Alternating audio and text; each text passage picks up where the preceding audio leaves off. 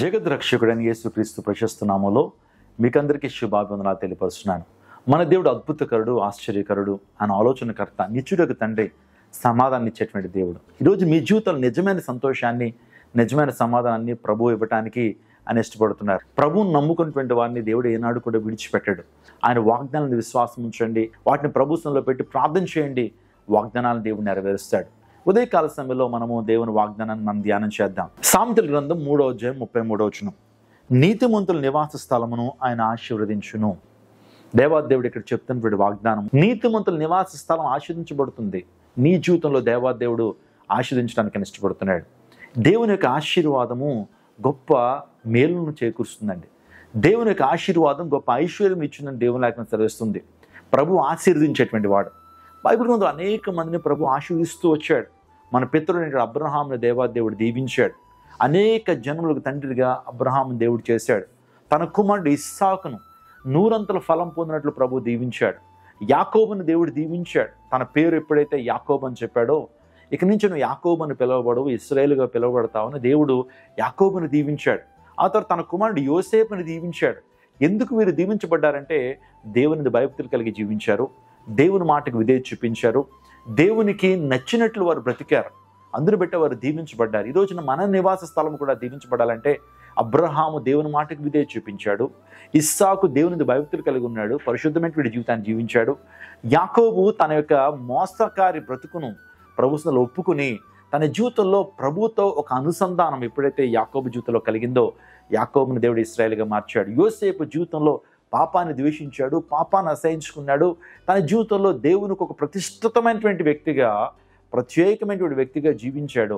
అందును బట్టి యోసేపుని దేవుడు దీవించాడు. ఈరోజు నిన్ను దీవించడానికి ఇష్టపడుతున్నాడు. నీ నివాస స్థలాన్ని దేవుడు దీవించడానికి ఇష్టపడుతున్నాడు. నీ బిడ్డలను దేవుడు దీవించడానికి ఇష్టపడుతున్నాడు. నువ్వు అనాథగా విడవబడవు, దేవుడు నీకు తోడుగా ఉన్నాడు.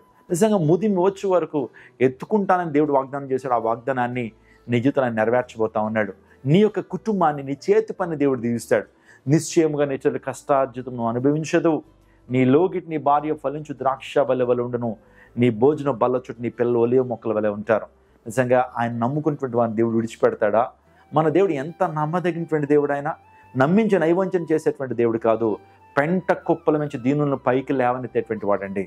ఆయన ఎందు మనం ఆశ్రయాన్ని పెట్టుకున్నప్పుడు, నీవే నా దిక్కని ప్రభు సన్నిధిలోకి వెళ్ళి ప్రార్థన చేసినప్పుడు, ప్రభు నువ్వు తప్ప నాకు ఇంక ఆధారం ఎవరు లేరయ్యా, రాజును నమ్ముకుంటు కంటే నిన్ను ఆశ్రయించడం మేలని ప్రభు దగ్గరికి వెళ్తే ప్రభు విడిచిపెడతాడా?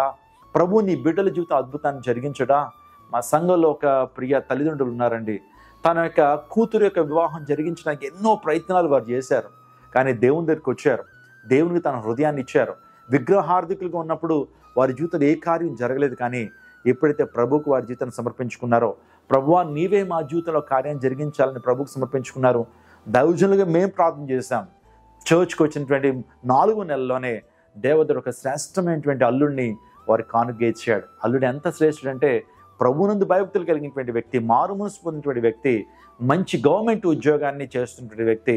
నిజంగా వారి హృదయాలు ఎంతో సంతోషంగా నింపబడ్డాయి, ఆశీర్వదించబడ్డారని. పెళ్ళైనటువంటి కొన్ని రోజులకే దేవుడు గర్భఫలాన్ని ఇచ్చాడు. అనేకమైన దీవెనలతో వారిని నింపుతూ వచ్చాడు. వారిని శారీరక సంబంధమైన దీవెనలతో మాత్రమే కాకుండా పర సంబంధమైనటువంటి దీవెనలతో. ఆ వివాహం ఎప్పుడైతే జరిగిందో వారి విశ్వాసం అధికమైంది. వారు బాప్తిసంలో సాక్ష్యం ఇవ్వడం జరిగింది. ఈరోజు కుటుంబం అంతా కూడా దేవుని సేవకుడితో పాటు కలిసి పరిచర్య చేసేటువంటి గొప్ప ఆశీర్వాదాన్ని ప్రభు వారికి అనుగ్రహించాడు. నీ జీవితంలో కూడా దేవుడు గొప్ప కార్యం జరిగిస్తాడు. నీ కుటుంబాన్ని దేవుడు విడిచిపెట్టాడు. నీ కుటుంబంలో కూడా దేవాదేవుడు మిమ్మల్ని గొప్ప మేలుతో నింపి ఉన్నతమైనటువంటి స్థానంలో ప్రభు నిలబెట్టబోతున్నాడు. కాబట్టి ఈ ఆశీర్వాదాన్ని బట్టి, ఈ వాగ్దానాన్ని బట్టి ప్రభు స్తుతించండి, ప్రభుత్వంలో కనిపెట్టండి, ప్రార్థన చేయండి, ప్రభుకు నమ్మకంగా ఉండండి. ఈ ఆశీర్వాదాన్ని స్వంతరించుకుంటారో తల్ల ఉంచండి, ప్రార్థన చేసుకుందాం. సకలాశీర్వాదములకు కారణభూతులైన మా ప్రభువా, ఈ ప్రత్యేకమైన సమయంలోనైనా నీతిమంతుల గుడారం వర్ధిల్లుతుందని, నీతిమంతుల నివాసము దేవుడు ఆశీర్దిస్తాడని మీరు చెప్పినటువంటి వాగ్దానాన్ని బట్టి నీకు స్తోత్రాలు. ఎంతమంది అయితే ప్రభువా ఈ యొక్క వాగ్దానాన్ని చూస్తున్నారో వారి జీవితాలు ఇప్పుడే గొప్ప కార్యము జరుగునుగాక, గొప్ప స్థానంలో వారు ఉండుదురుగాక, ఆర్థికపరమైన ప్రతి సమస్య నుంచి గొప్ప పరిష్కారం యేసు నామములో పొందుకునుదురుగాక. ఆయన అనారోగ్యంతో ఉన్నటువంటి వారిని ఇప్పుడే మీరు స్వస్థపరచండి. దురాత్మశక్తితో పీడించబడుతున్న వారికి విడుదల అనుగ్రహించండి. జాబులు లేనిటువంటి వారు మంచి జాబులు యేసు నామములో వారు పొందుకునుదురుగాక. గర్భఫలం లేనిటువంటి వారు యేసు నామములో గర్భాలు దాల్చుదురుగాక. ఈ దిన పరిచయం మీరు దీవించండి తండ్రి. అనేక ఆయన స్వార్థ సభలు నిర్వహిస్తుండగా తండ్రి ప్రభు ఎక్కడైతే స్వార్థం తీసుకెళ్తున్నా మా ప్రాంతంలో గొప్ప ఉజ్జీవాన్ని ప్రభు మీరు నెలకొల్పమని వేడుకుంటున్నాను. అనేక మంది నీ సత్య సువార్తని, నీ శాంతి సందేశాన్ని విని దీవెన పొందినట్లు మీరు ద్వారాలు తెరవండి. సమస్త మహిమ ఘనత ప్రభావాలు నీకు ఆరోపిస్తూ యేసు పుణ్యనామమున ఈ మనవులు మీకు సమర్పిస్తున్నాము తండ్రి. ఆమేన్. God bless you. ప్రార్థించండి. క్రైస్ట్ టెంపుల్ పరిచర్య కోసం ప్రార్థన చేయండి. అదే రీతిగా నూతన మందిర నిర్మాణం కోసం ప్రార్థన చేయండి. అనేక ప్రాంతాల్లో స్వార్థ సభలు నిర్వహిస్తున్నాం. వాటి కొరకు మీరు ప్రత్యేకంగా ప్రార్థన చేయాల్సిందిగా మనం చేస్తున్నాను. God bless you. God bless our India. Kanuru, Vijayawada పరిసర ప్రాంత ప్రజలకు శుభవార్త. క్రైస్ట్ టెంపుల్ ఆధ్వర్యంలో కానూరులో సువార్త స్వస్థత ఆశీర్వాద పండుగలు. సువార్త స్వస్థత ఆశీర్వాద పండుగలు తేదీలు 2024 మార్చ్ 12, 13, 14, 15 తేదీలలో అనగా మంగళ, బుధ, గురు, శుక్రవారములలో. సమయం సాయంత్రం 5 గంటలకు. స్థలం అనుమోలు గార్డెన్స్, తాడిగడప జంక్షన్, కానూరు, విజయవాడ.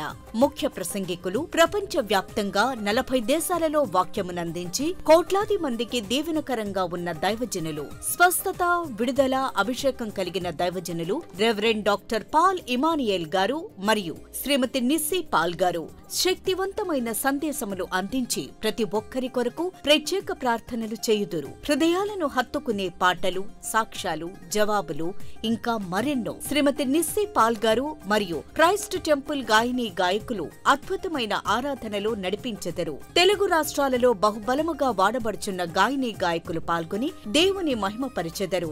అందరినీ ప్రేమపూర్వకముగా ఆహ్వానిస్తున్నాం. కుటుంబాలతో రండి. దేవుడిచ్చే గొప్ప రక్షణ, స్వస్థత, అభిషేకాన్ని పొందుకొనండి. రండి, మీ దుఃఖము నాట్యముగా మార్చబడును. మరిన్ని వివరాలకు సంప్రదించండి 88600009 and 8862767777. మీరు సిద్ధపడండి. మీతో ఉన్న సమూహాన్ని సిద్ధపరచండి. తప్పక పాల్గొని దైవ దీవెనలు పొందండి.